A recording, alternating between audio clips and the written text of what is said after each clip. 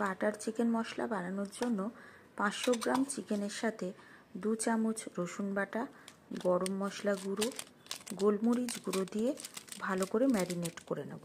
এর সঙ্গে পাতিলেবুর রস একটু মিশিয়ে দিতে পারেন, আমার কাছে ছিল না। আর একটু নুন দিয়ে ভালো করে ম্যারিনেট করে আধ ঘন্টা মতো ওটা রেখে দেবো ঢাকা দিয়ে।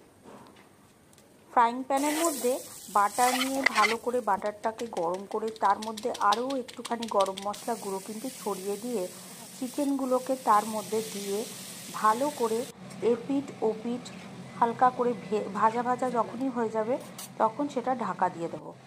এবার কড়াইয়ে তেল গরম হয়ে গেলে তার মধ্যে গোটা গরম মশলা, রসুন কুচি, আদা কুচি আর একটা গোটা পেঁয়াজ কুচি, টমেটো কুচি, লঙ্কা কুচি, যা যা আপনার হাতের কাছে অ্যাভেলেবেল, একটু কাজু কিশমিশ, নুন আর চিনি দিয়ে ভালো করে ভেজে নিয়ে এটাকে একটা মিক্সিং জারে নিয়ে ভালো করে পেস্ট করব।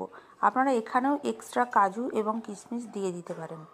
এবার ওই কড়াইয়ের মধ্যে জিরে ফোড়ন দিয়ে পেঁয়াজ কুচি আর ক্যাপসিকাম কুচি দিয়ে ভালো করে মিশিয়ে নেব। আর সাথে দিয়ে দেবো অল্প একটু নুন। হালকা ভাজা ভাজা করে পেস্ট করে রাখা মশলাটা দিয়ে কষাতে শুরু করব। একটু তেল ছেড়ে এলেই ধনে গুঁড়ো, জিরে গুঁড়ো, হলুদ গুঁড়ো, কাশ্মীরি লঙ্কা গুঁড়ো, গরম মশলা গুঁড়ো আর বাড়িতে যদি বিরিয়ানি মশলা থাকে সেই বিরিয়ানি মশলা গুঁড়ো দিয়ে দেবেন। লঙ্কাটা অপশনাল। এরপর একটু ফ্যাটানো টক দই দিয়ে ভালো করে কষিয়ে নেব। রাতের রুটিতে খেলে চিনিটা একটু দেখে দেবেন, পোলাও বা ফ্রাইড রাইসের সঙ্গে খেলে চিনিটা অতটা লাগবে না। এরপরে ওই স্টু করা চিকেনটা কিন্তু মিশিয়ে দিয়ে ভালো করে কষাতে থাকবো। 2 মিনিট মতো ভালো করে কষানো হয়ে গিয়ে যখন তেল ছেড়ে যাবে ওপর থেকে এবার একটু গরম জল দিয়ে দেবো।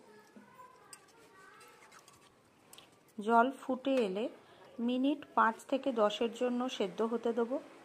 কি সুন্দর তেল ছেড়ে এসছে। এবারে ওপর থেকে বাটার অথবা ঘি সাথে গরম মশলা গুঁড়ো আর ধনেপাতা গুঁড়ো দিয়ে গরম গরম পরিবেশন করুন।